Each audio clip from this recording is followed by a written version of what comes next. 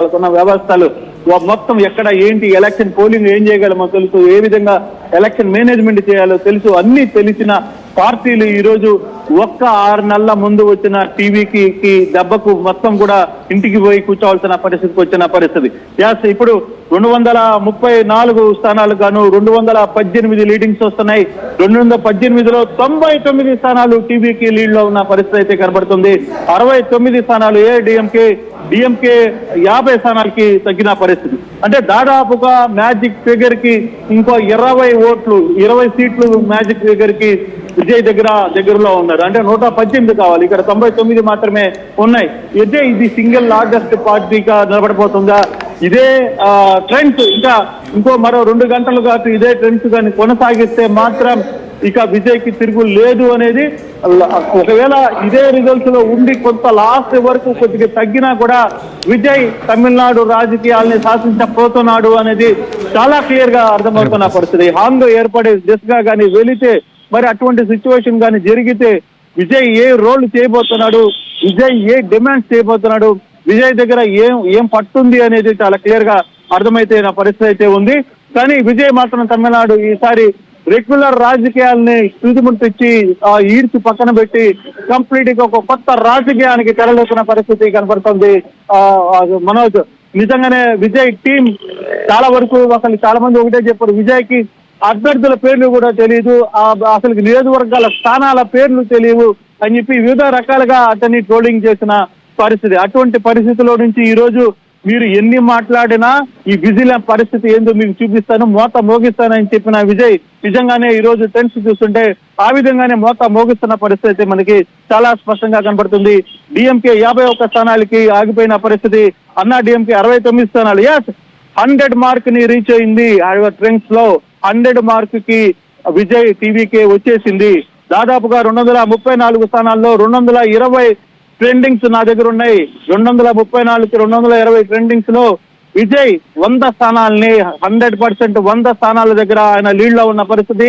69 స్థానాల్లో ఏఐడిఎంకే, 51 స్థానాల్లో డిఎంకే ఉన్న పరిస్థితి చాలా స్పష్టంగా అర్థమవుతుంది. సో రాజకీయాలని పూర్తిగా కూడా మారుస్తాను, మార్చగలను అని చెప్పి విజయ్ చెప్పిన నేపథ్యం ఏదైతే ఉందో ఆ విజయ్ ఈ రోజు తమిళనాడు రాజకీయాల్ని మార్చబోతున్నాడు. తమిళనాడు రాజకీయ మొత్తాన్ని వ్యవస్థను మార్చబోతున్న పరిస్థితికి కనపడుతుంది. ఇదే ట్రెండ్స్ కానీ కొనసాగినా లేదు కొంత తగ్గినా ఈ లీడ్స్ లో దాదాపుగా 60-70 సీట్లు అతను తెచ్చుకోగలిగిన ఖచ్చితంగా తమిళనాడు రాజకీయాల్లో ఈసారి అతని హవా ఏంటి, తను కింగ్ మేకర్ కాకపోతున్నాడు అనేది చాలా క్లియర్ గా చెప్తాడు విజయ్. అప్పుడప్పుడు కొన్ని పొలిటికల్ డైలాగ్స్ కూడా చెప్పేవాడు, ఎప్పుడు వచ్చామా అని కాదు, బుల్లెట్ దిగిందా లేదా అనే పోకిరి సినిమా లాంటి డైలాగ్ తమిళ్లో కూడా ఆయనే హీరో చేసి ఆ డైలాగ్ ని కూడా చాలా సార్లు ఎన్నికల్లో మాట్లాడిన ప్రచారంలో ఆయన మాట్లాడిన పరిస్థితి.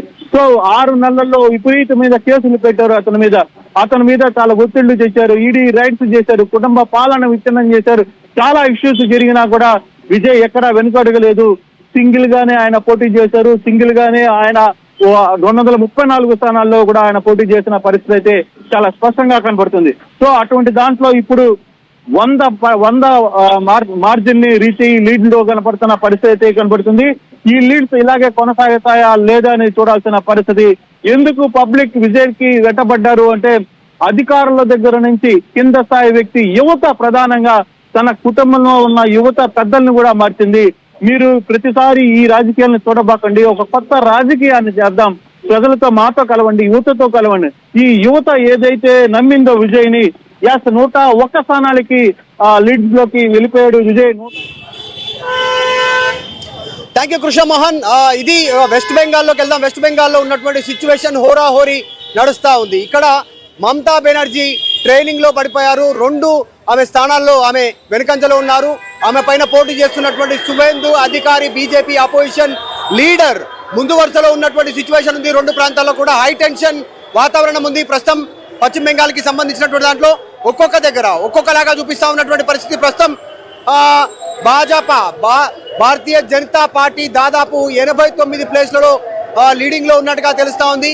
కాస్త తృణమూల్ కాంగ్రెస్ వెనుకంజలో ఉన్నట్టుగా చాలా స్పష్టంగా కనిపిస్తా ఉంది. అంటే మొన్నటి వరకు చెప్పినటువంటి ఎగ్జిట్ పోల్స్ నిజం కానున్నాయా, ఏం జరుగుతుంది పశ్చిమ బెంగాల్ అనేటువంటి ఒక టెన్షన్ వాతావరణం కొనసాగుతుంది. ఆల్రెడీ తృణమూల్ కాంగ్రెస్ ఎన్నికల సంఘం పైన ఎన్నికల అధికారుల పైన ఆల్రెడీ కొన్ని కామెంట్ చేస్తూ ఉన్నారు. కావాలని సీసీటీవీ కెమెరాలు ఆఫ్ చేస్తూ ఉన్నారు. స్ట్రాంగ్ రూమ్ల వద్ద కాస్త ఏదో జరగబోతా ఉంది అనేటువంటి అనుమానాన్ని వ్యక్తం చేయబోతా ఉన్నారు. సొంత నియోజకవర్గం ప్రస్తుతం భవానీపూర్లో ఉన్నాం. ప్రస్తుతం మనం పశ్చిమ బెంగాల్కి సంబంధించిన మమతా బెనర్జీ నియోజకవర్గం కౌంటింగ్ జరుగుతున్నటువంటి ప్రాంతం నుంచి ఉన్నాం. ఆమె వెనుకంజలో ఉన్నారు.